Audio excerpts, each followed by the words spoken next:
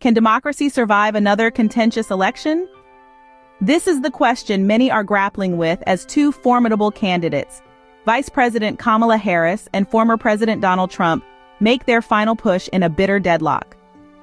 The White House race, dramatic and more divisive than ever, hangs in the balance with both candidates neck and neck as we approach the much-anticipated Election Day on November 5th.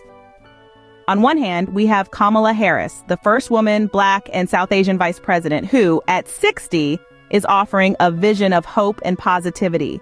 Her campaign first took flight on a wave of joy after her shocking replacement of President Joe Biden at the top of the ticket in July.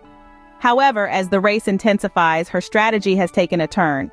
She now relentlessly focuses on her opponent, painting him as a fascist who threatens democracy and women's reproductive rights.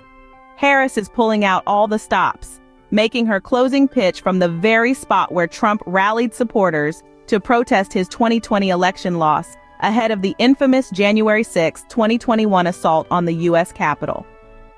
On the other side, we have Donald Trump, the 78-year-old billionaire tycoon, whose campaign relies heavily on spectacle. He kicked off his final effort with a barnstorming rally at the renowned Madison Square Garden in his home city of New York. Trump offers a starkly different vision, one that resonates with a significant portion of the American electorate. Despite his controversial tenure and subsequent impeachment, Trump's popularity endures. As the race goes down to the wire, the two rivals are zeroing in on 7 battleground states where just a few thousand voters could decide who governs the world's top superpower.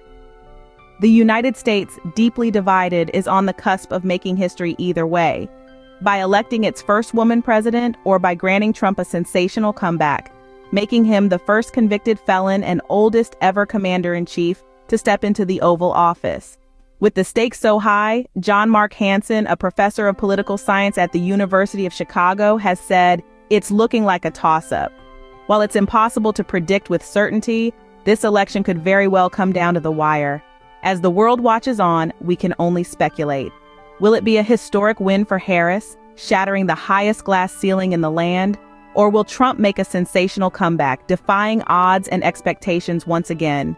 Only time will tell.